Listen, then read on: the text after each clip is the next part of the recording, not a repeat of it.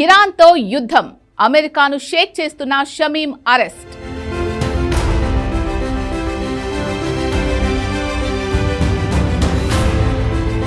Iran ప్రభుత్వంతో ఒప్పందాలు కుదుర్చుకున్నట్టు గుర్తింపు.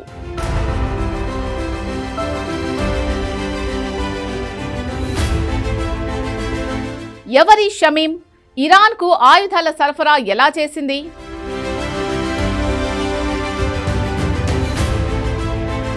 ఇక్కడ FBI అదుపులో ఉన్న మహిళ పేరు షమీం మాఫీ. ఇరాన్తో యుద్ధం వేళ అమెరికా నిఘా వర్గాలను షేక్ చేస్తోంది ఈమె వ్యవహారమే. అందుకు కారణం యుద్ధ సమయంలో అక్రమంగా బాంబులు, ఆత్మాహుతి డ్రోన్లు సరఫరా చేయడమే. ఈ క్రమంలోనే అమెరికా అధికారులు లాస్ ఏంజలస్ విమానాశ్రయంలో ఆమెను అరెస్టు చేశారు. ఇరాన్ మూలాలున్న 44 ఏళ్ల షమీం మాఫీ అమెరికాలో స్థిరపడింది. అక్రమంగా యుద్ధ సామాగ్రిని సరఫరా చేసేందుకు ఇరాన్ ప్రభుత్వంతో ఒప్పందాలు కుదుర్చుకున్నట్టు అధికారులు గుర్తించారు. ఆత్మాహుతి డ్రోన్లు, బాంబులు, మందుగుండు సామాగ్రి తరలిస్తోందని FBI అధికారుల దర్యాప్తులో తేలింది. షమీం మధ్యవర్తుల నుంచి లావాదేవీలు నిర్వహిస్తోంది. ఇరాన్ మంత్రిత్వ శాఖకు మానవరహిత విమానాలైన మొహాజెర్ 6 సాయుధ డ్రోన్లను అక్రమంగా సరఫరా చేసేందుకు $70 మిలియన్ ఒప్పందాన్ని కుదుర్చుకుంది. 2023లో మొదలైన అంతర్యుద్ధానికి సూడాన్ రక్షణ మంత్రిత్వ శాఖకు ఈ నెట్వర్క్ నుంచే 55,000 బాంబు ఫ్యూజ్లను సరఫరా చేసినట్టు నిందితురాలపై ఆరోపణలు ఉన్నట్టు అమెరికా మీడియా కథనాలు చెబుతున్నాయి.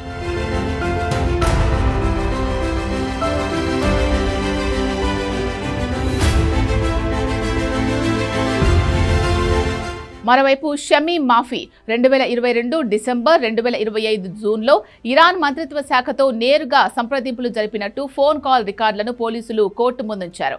ఇరాన్ నిఘా భద్రతా మంత్రిత్వ శాఖతో ప్రత్యక్ష సంబంధంలో ఉన్నారని, అమెరికాలో కార్యకలాపాలు ప్రారంభించడానికి ఆమెకు టెహ్రాన్ ఆదేశాలు, ఆర్థిక మద్దతు అందినట్టు దర్యాప్తు అధికారులు ఆరోపిస్తున్నారు. ఆమెకు వారసత్వంగా వచ్చిన ఆస్తులను టెహ్రాన్ స్వాధీనం చేసుకుందని, ఆ ఆస్తులను తిరిగి పొందాలంటే అమెరికాలో వ్యాపారాన్ని స్థాపించాలని ఆదేశించినట్టు కోర్టు రికార్డులు చెబుతున్నాయి. చట్టబద్ధమైన వ్యాపార కార్యకలాపాల ముసుగులో ఆయుధ ఒప్పందాలను సులభతరం చేయడానికి ఆమెను ఒక మధ్యవర్తిగా వాడుకున్నారని అధికారులు వాదిస్తున్నారు. ది న్యూయార్క్ పోస్ట్ కథనం ప్రకారం ఆమె కార్యకలాపాలు కేవలం వ్యక్తిగతమైనవి కావని, అంతర్జాతీయ ఆంక్షలను తప్పించుకోవడానికి ఇరాన్ ప్రభుత్వ సంస్థలు చేస్తున్న విస్తృత ప్రయత్నాలతో ఆమెకు సంబంధాలు ఉన్నాయని ప్రాసిక్యూటర్లు పేర్కొన్నారు. అయితే ఈ ఆరోపణలను షమీం తోసిపుచ్చారు. అమెరికాలో ఇటువంటి కార్యకలాపాలు నిర్వహించాలని ఇరాన్ అధికారులు తనకు ఎటువంటి బాధ్యతలు అప్పగించలేదని ఆమె దర్యాప్తు అధికారులకు చెప్పారు. ఇరాన్ పౌరురాలు అయిన షమీం మాఫీ 2013లో ఇరాన్ నుండి అమెరికాకొచ్చి 2016లో గ్రీన్ కార్డు పొందింది.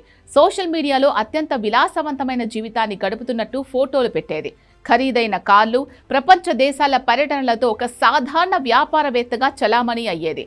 సూడాన్లో ప్రస్తుతం కొనసాగుతున్న అంతర్యుద్ధంలో ప్రభుత్వ దళాలు ఇరాన్ తయారీ డెడ్లీ డ్రోన్లను ఉపయోగిస్తున్నట్లు ఇటీవలే నివేదికలు వచ్చాయి. 2023 నుంచి సూడాన్లో సైన్యానికి, పారామిలిటరీ దళాలకు మధ్య భీకరమైన అంతర్యుద్ధం జరుగుతోంది. ఈ సమయంలో సూడాన్ సైన్యానికి ఇరాన్ డ్రోన్లు చాలా అవసరమయ్యాయి. సరిగ్గా ఈ గ్యాప్ను వాడుకొని షమీం మాఫీ ఆయుధ ఒప్పందాలు కుదుర్చుకుంది. అలాగే ప్రస్తుతం జరుగుతున్న యుద్ధాల నేపథ్యంలో ఇరాన్ ఆయుధ బదిలీలపై వాషింగ్టన్ తన పర్యవేక్షణను తీవ్రతరం చేసింది. ఈ నేపథ్యంలో విచారణ చేపట్టిన FBI షమీంపై నిఘా పెట్టింది. ఏప్రిల్ 18న రాత్రి ఇస్తాంబుల్కు వెళ్లే విమానం ఎక్కే లోపే షమీం మాఫీని అరెస్ట్ చేశారు. షమీం మాఫీ తొలి కోర్టు విచారణ లాస్ ఏంజల్స్లోని ఫెడరల్ కోర్టులో జరగనుంది.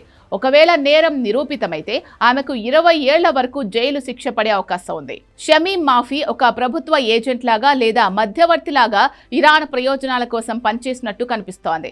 అందుకే న్యూయార్క్ పోస్ట్, ఇతర పాశ్చాత్య మీడియా సంస్థలు ఆమె విలాసవంతమైన జీవన శైలిని, ఆమె నడిపిన భారీ ఆయుధ నెట్వర్క్ను వివరిస్తూ Russian weapons dealer Victor Bout alias merchant of డెత్తో పోల్చారు. అయితే ఈ వ్యవహారంపై ఇరాన్ ఇంకా స్పందించలేదు. యుద్ధ సమయంలో తన ఏజెంట్ల గురించి బహిరంగంగా మాట్లాడడం ఇరాన్కు దౌత్యపరంగా ఇబ్బందులు తెస్తాయి. కాబట్టి ఈ వ్యవహారంపై టెహ్రాన్ మౌనంగా ఉందని విశ్లేషకులు అభిప్రాయపడుతున్నారు. ఒకవేళ ఆమె ఇరాన్ ఇంటెలిజెన్స్కు అత్యంత కీలకమైన వ్యక్తి అని తేలితే భవిష్యత్తులో ఆమెను విడిపించుకోవడానికి ఇరాన్ తన వద్ద ఉన్న అమెరికా ఖైదీలను వదిలేస్తామని ప్రతిపాదించే అవకాశం ఉంది. మరి ఈ ఎపిసోడ్ మునుముందు ఎలాంటి మలుపులు తిరుగుతుందో చూడాలి.